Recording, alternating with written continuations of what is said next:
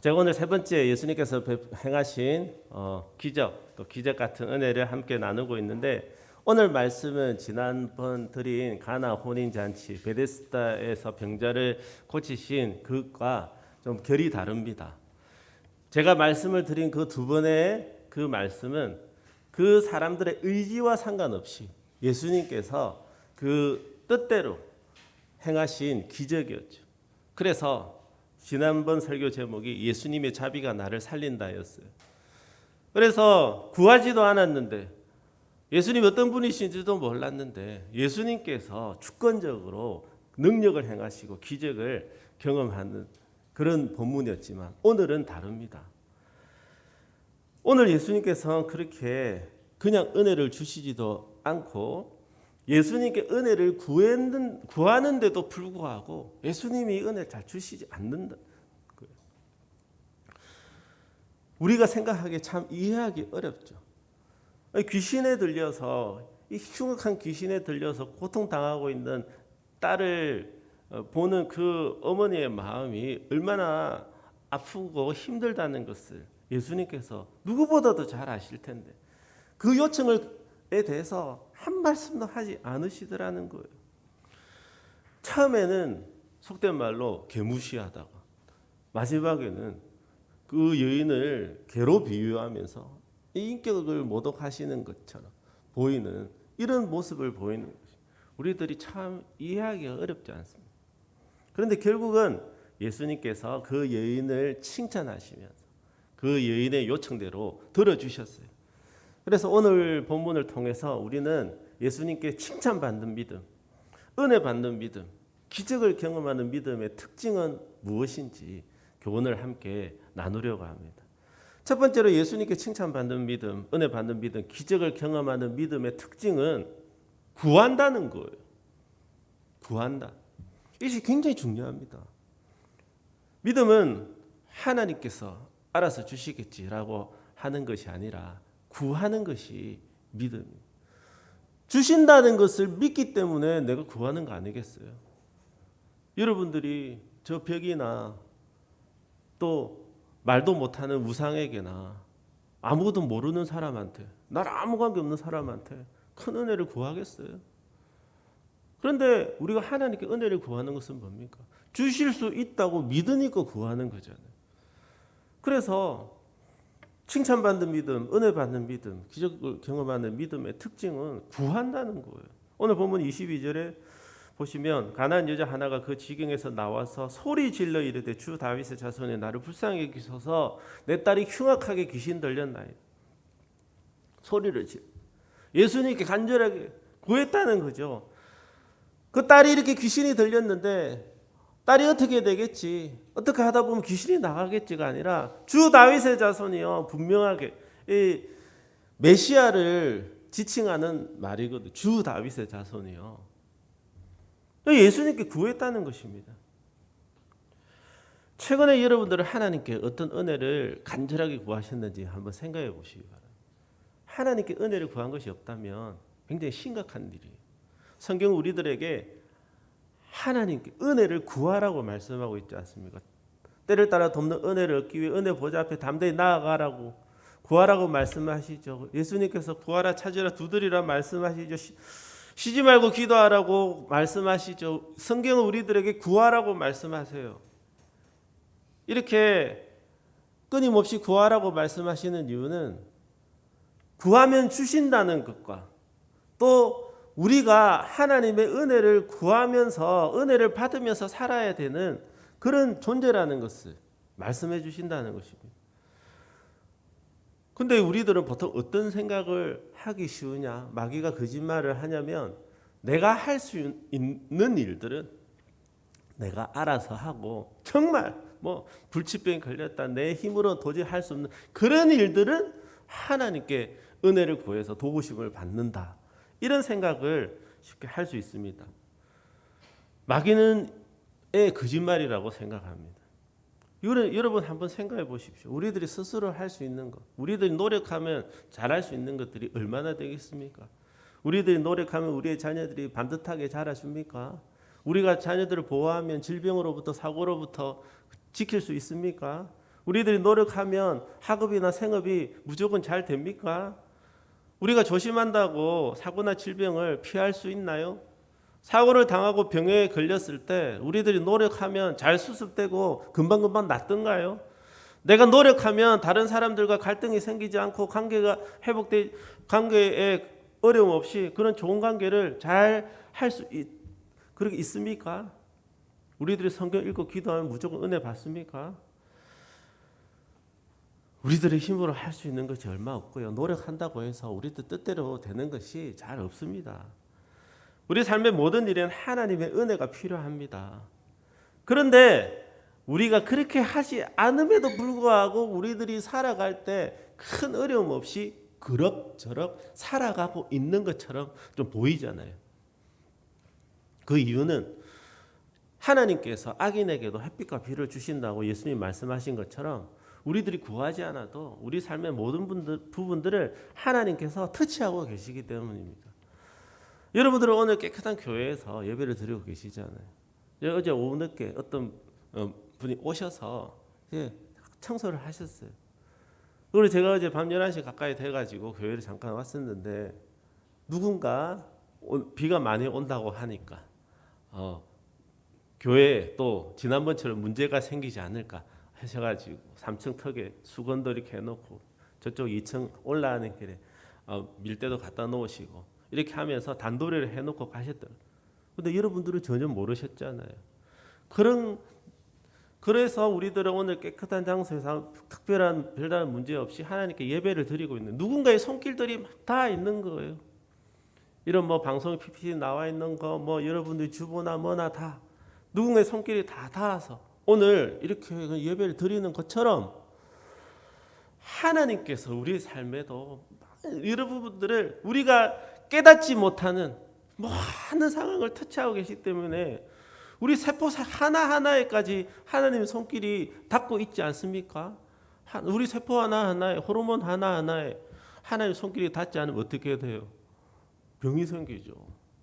다 지켜주시고 계신 것처럼 우리가 우리 삶의 많은 상황들을 알지 못하는 상황 가운데서 미처 우리가 깨달을 수 없는 깨달으려고 해도 알 수 없는 우리 모든 삶의 모든 부분 다 터치하고 계시기 때문에 그럭저럭 살아가고 있다는 것입니다.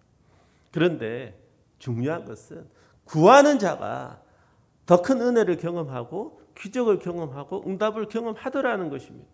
예수님께 소리 질렀던 바디메오가 예수님께 소리를 질렀기 때문에 저 예수가 지나가신다는 말을 듣고 다윗의 자손 예수의 나를 불쌍히 여겨서 소리 질렀으니까 예수님께서 바디메오를 불러오라고 하지 않았습니까? 병자가 움직이지 못한 친구가 병에 걸려 움직이지 못하니까 지붕을 뜯어내고 침상을 달아내리니까 그 친구가 고침을 받은 것 아닙니까? 베드로가 예수님께 구했을 때 물 위를 걸어보는 기적을 경험했습니다. 해당자 야이로의 딸이 죽어간다고 해서 예수님께 살려달라고 그렇게 찾아와서 가는 동안에 딸이 죽었다고 이야기했지만 딸이 다시 살아나는 기적을 경험하게 되는 것이죠.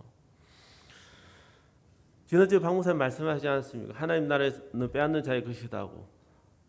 은혜는 구하는 자들이 더 감사하게 분명하게 누릴 수 있게 되는 것입니다. 그리고 하나님께 은혜를 구하는 것이 중요한 이유가 또 하나 있는데요. 그것은 은혜를 구하고 응답을 받아야 하나님께서 응답해 주신다는 분이라는 것을 경험하게 되고 이것이 우리에게 학습 효과가 된다는 것입니다. 하나님께 은혜를 구하지 않고 평안 날이 계속되면 크게 감사하지 않습니다. 하나님께 은혜를 구하지 않고 어떤 큰 은혜를 받게 되면 기도에 응답받았다고 하나님께 영광 돌리지 않는다는 거예요. 이게 무슨 일이야? 하나님께 할렐루야로 영광 돌려야 되는데 이게 무슨 일이야? 그냥 놀렐루야로 그냥 그쳐버리는 것이죠. 그게 학습 효과가 되는 거예요. 하나님께 간절하게 겸손하게 구하지 않아도 하나님께서 알아서 해주시네, 알아서 해주시겠지, 이런 우리의 신앙생활이 되어버린다는 것입니다. 은혜를 구하고 응답받는 경험을 계속 쌓아야 하나님께 겸손하게 은혜를 구하면 하나님께서 은혜를 내려주신다. 그래서 은혜를 구해야지 라고 이렇게 우리의 신앙생활이 된다는 것입니다. 아까 강구에도 말씀드렸듯이 우리 지난 주일에 기쁜 소식을 함께 나누지 않았습니까? 의사가 췌장암 소견이 있다고 하고 그래서 조직 검사를 받을 때에도 췌장에 뭐가 보인다고 했는데 최종 결과는 깨끗하고 아무 문제가 없게 나왔다. 그런데 만약에 기도를 안 하고 우리가 응답받은 경험이 없다, 하나님을 향한 믿음이 없다라고 하면 요즘 아무리 의료기술이 좋아도 장비가 좋아도 오진이 생기는가 보네 라고 이렇게 될 것이고요. 하나님께서 우리가 기도하며 응답해 주시고 은혜를 내려주신다고 믿고서 기도한 사람은 할렐루야, 치료의 하나님, 기적의 하나님이 지금도 살아계시고 우리의 기도를 들으시네 라고 이렇게 하게 될 것입니다. 저도 그렇게 기적 같은 은혜를 구하자, 함께 기도하자고 할 때 저는 그냥 목사니까 생각 없이 그렇게 말씀드린 것이 아니라 저 역시 그런 경험을 했기 때문에 그럼 학습 효과로 여러분들에게 자신 있게 분명하게 말씀드리는, 물론 다 그렇게 되는 거, 그럼 세상에 죽는 사람 없게. 그런데 하나님께서 그렇게 생각하시더라도 바꾸시기도 하잖아요. 히스기야처럼 또 고쳐주시기도 하잖아요. 저 2006년도쯤에 일이었습니다. 부목사로 발달장애인 부서에서 사역할 때 정말 2년 동안 헌신적으로 섬겨주신, 정말 집에 상황도 어렵고 힘들었는데 섬겨주신 분이 딱 임기 끝나고 나서 병원에서 위암 판정을 받으신 거예요. 그것도 식도 근처 위쪽에 발병해서 위를 거의 다 잘라내야 된다. 너무 열심히 섬기시다가 고생을 많이 하셔서 신경 많이 쓰셔서 이런 일이 생겼나 막 이런 생각도 들고 또 그렇게 위를 다 잘라낸다고 하니까 마음도 너무 안 좋고 해서 병문안을 가니까 참 눈물이 나더라고요. 그래서 무릎을 꿇고 기도를 했죠. 하나님, 수술 1초 전이라도 깨끗하게 암이 없어지게 하시고 개복했는데 보니까 암이 없더라. 이렇게 될 수 있도록 해주십시오. 기도를 했는데 어떻게 됐겠습니까? 아무 일 없었으면 제가 지금 이 이야기를 하겠습니까? 어떻게 됐을까요? 암이 그대로 있었어요. 그런데 어떤 일이 있었냐면 식도 근처에 위쪽에 있어서 제 귀를 다 잘라내야 된다고 했는데 이 암의 발병 지점이 밑으로 내려간 거예요. 그래서 그 의사분이 그 사진 엑스레이 찍은 게 있을 거 아니에요. 찍고 회복했는데 보니까 위치가 너무 틀린 거예요.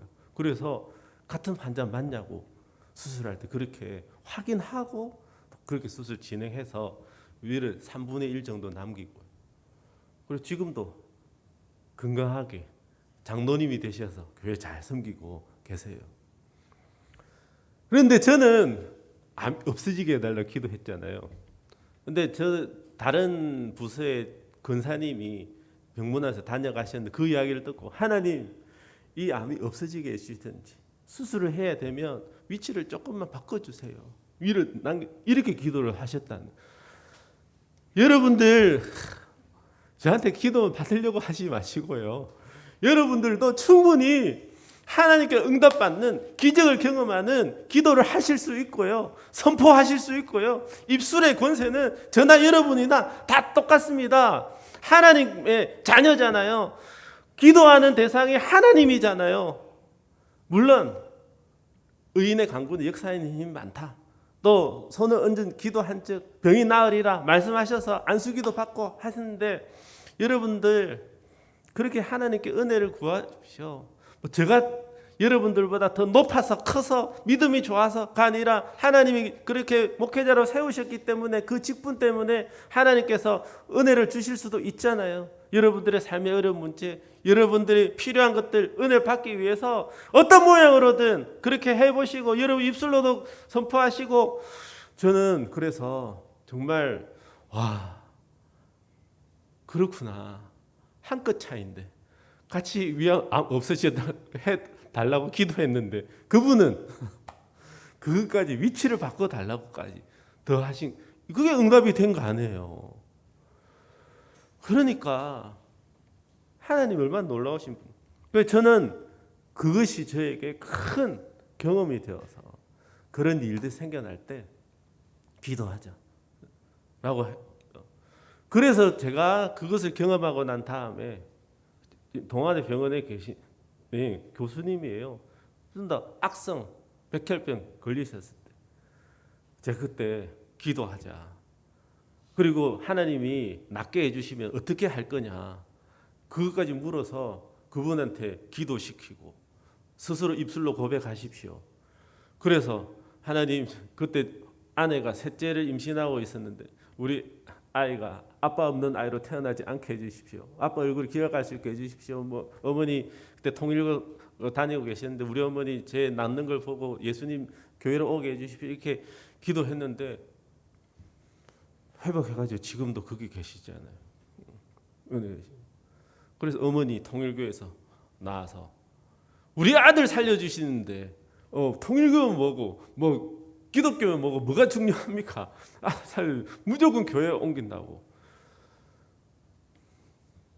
그래서 제가 그걸 경험했잖아요. 그러니까 뭐 오늘 대장암, 췌장암 뭐 할 때 하나님께서 어떻게 일하실지 모르잖아요. 그런데 하나님이 지금도 살아계셔서 역사하시 기적을 행하시다는 건 분명히 알게 되니까 저는 여러분들 그렇게 확실하게 말씀을 드리는 거예요. 그래서 어떤 큰 문제나 중병에 걸리시면 하나님 기적을 행하실 수도 있기 때문에 같이 기도하자는 것은 그냥 목사기 때문에 그냥 위로하는 차원을 하는 게 아니라 저는 기적을 경험할 수 있는, 큰을 경험할 수 있는 기회가 될 수 있다라는 확신까지 말씀드리는 거예요. 오늘 말씀을 듣는 모든 분들께서 오늘부터 하나님의 은혜를 더 자주 구하겠다고 결심하시기 바랍니다. 그래서 강구한 은혜를 응답받는 경험을 자꾸만 경험해서 은혜 위에 은혜가 더해지는 그러한 신앙생활이 되시길 예수님의 이름으로 축복합니다. 그럼 제가 한 가지 말씀드릴게요. 하나님께서 내 삶에 또 어떤 기도 제목에 죽다가 살아난 것만 하나님의 은혜입니까? 우리의 평범한 은혜, 평범한 삶, 또 소소한 기도 제목, 나와 동행하시는 일상 가운데서 나에게 은혜를 주시는 그런 하나의 은혜도 많겠습니까? 또 여러분 삶 가운데 뭐 어떤 특별한 은혜, 문제나 힘든 가지고 기도하고 계시는 분 있겠죠. 하나님께서 응답해 주실 걸 믿죠? 네. 그러면 다음 달에 누가 간증해 보실래요? 하나님 은혜 주신다고 믿는다고 했는 고백한, 네. 지금 내 기도하는 거 있는데, 또는 뭐 내 삶 가운데 평범한 은혜가 있는데, 뭐 하나님께서 은혜 주실 거잖아요. 응답해 주실 거잖아요. 나 그거 간증하겠습니다. 하나님 은혜 주시면 해보겠습니다. 라고 마음에 그런 감동이 오시는 분 계세요? 네, 다음 달에 하겠습니다.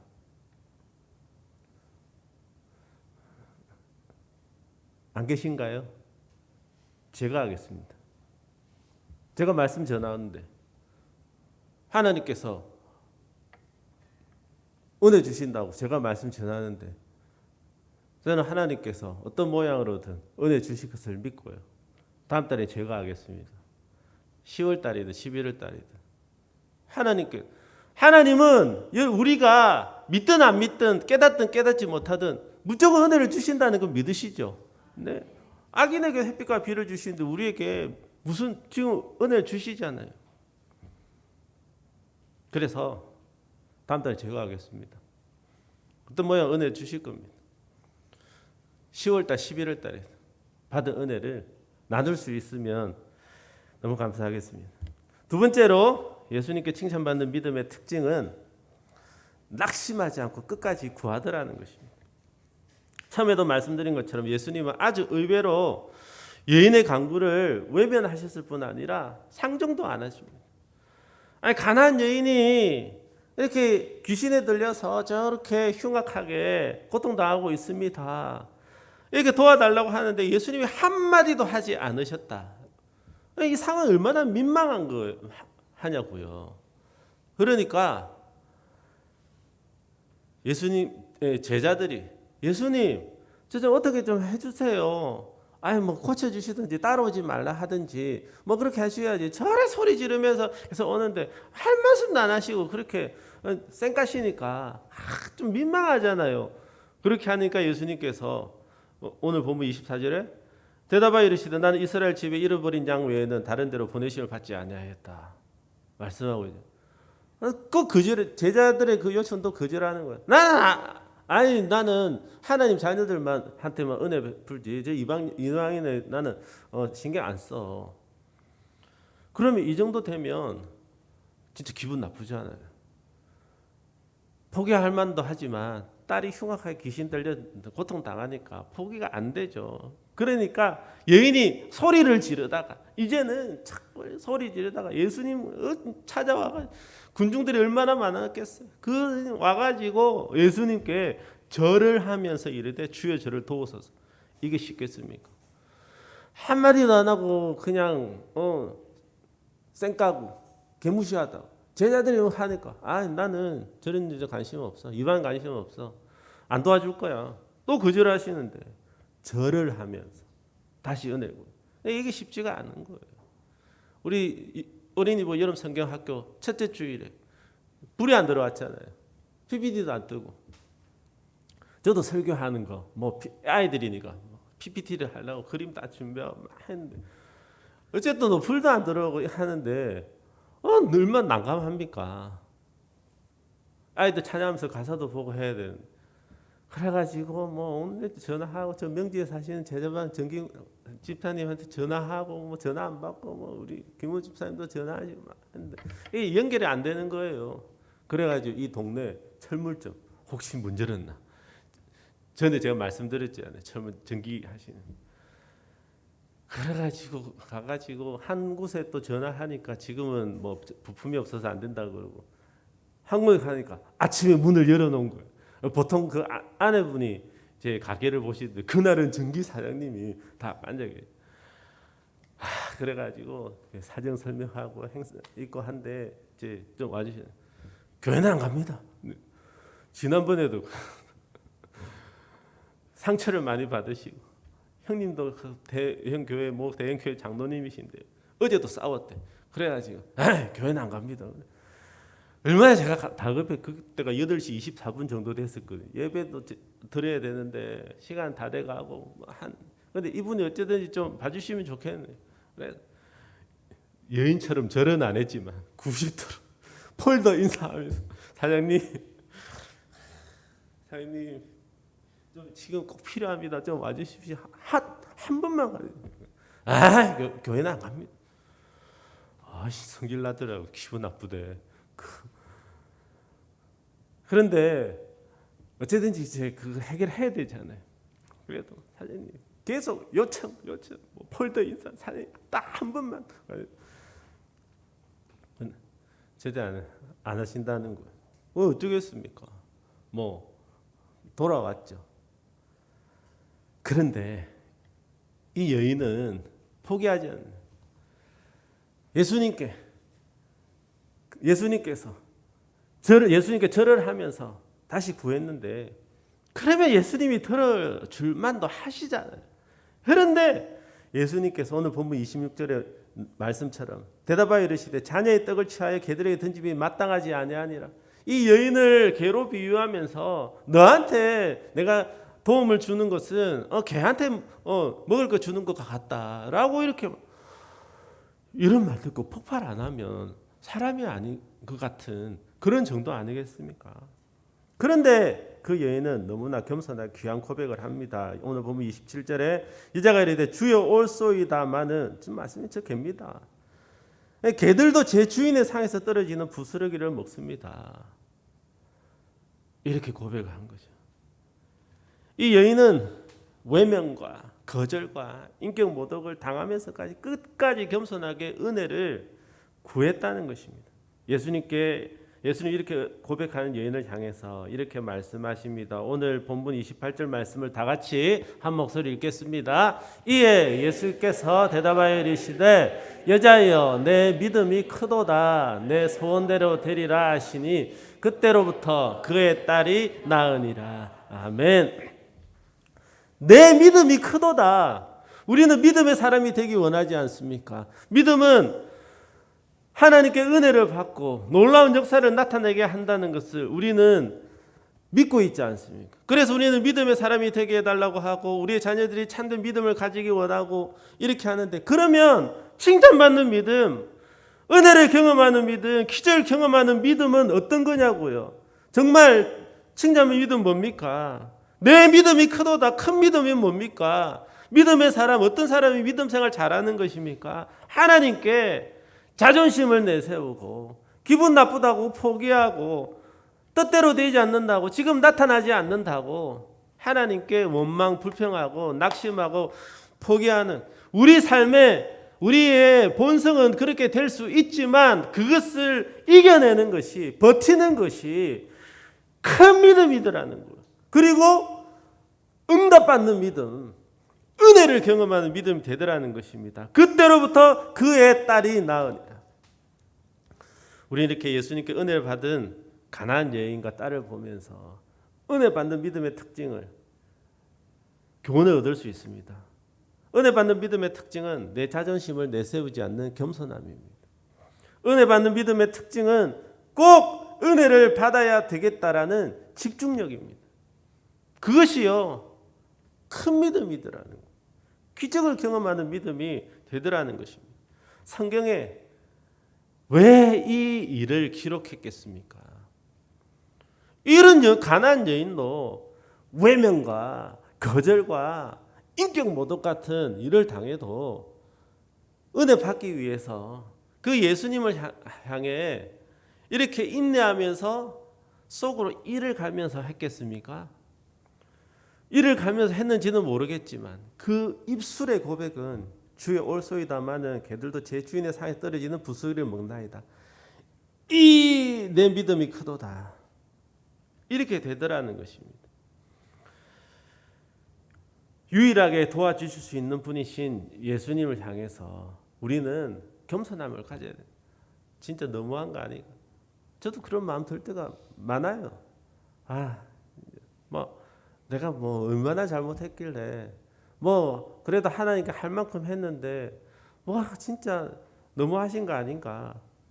이런 거 생각이 듭니다. 우리들이 하나님께 은혜를 구해도 금방 응답이 나타나지 않을 수 있습니다. 하나님께 겸손하게 은혜를 구하고 계속해서 기도하고 있는데 상황이 더 나빠질 수도 있죠. 그렇다면 우리가 가질 수 있는 마음은 이 가나안 여인과 같은 그런 마음일 수 있을 거예요. 기분 나쁘고요.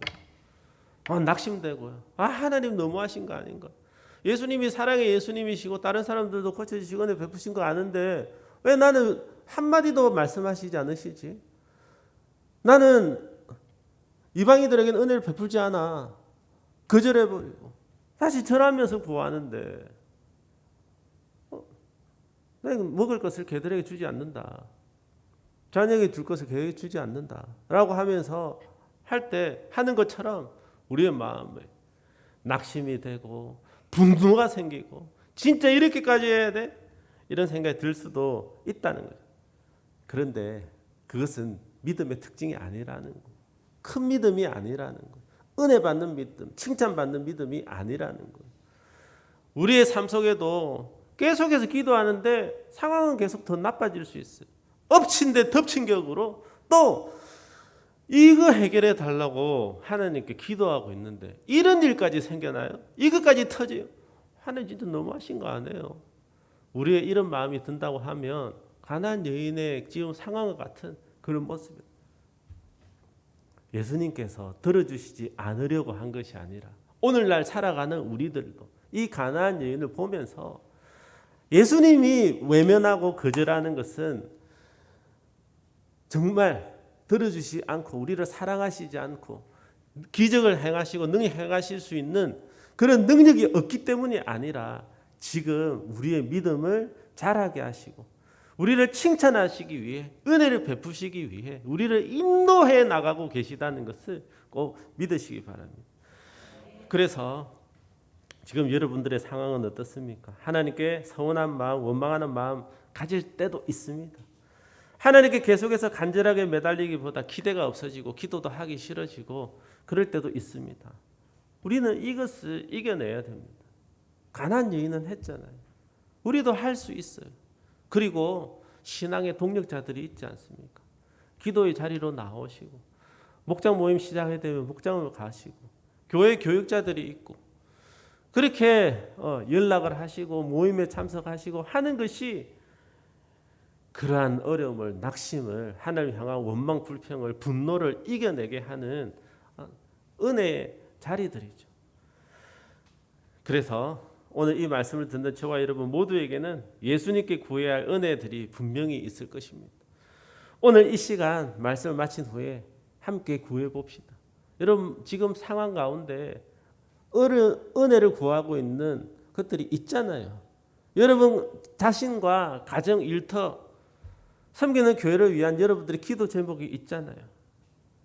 응답해 주신다는 믿음 가지고 다시 한번 기도해 보자고요. 지금 당장 나타나지 않는다고 하더라도 하나님 우리의 기도를 듣고 계시며 지금 내 뜻대로 되지 않는다 하더라도 예수님은 여전히 선하신 분이시고 가장 좋으신 분이라는 것을 믿는 믿음 가지고 끝까지 겸손하게 집중력을 가지는 것이 칭찬받는 믿음, 은혜를 경험하는 믿음, 기적을 경험하는 믿음이라는 것을 분명히 알고 지금도 우리의 기도를 들으시고 응답하시는 예수님의 은혜를 경험해서 하나님께 영광 돌리는 저와 여러분들이 되시길 예수님의 이름으로 축복합니다.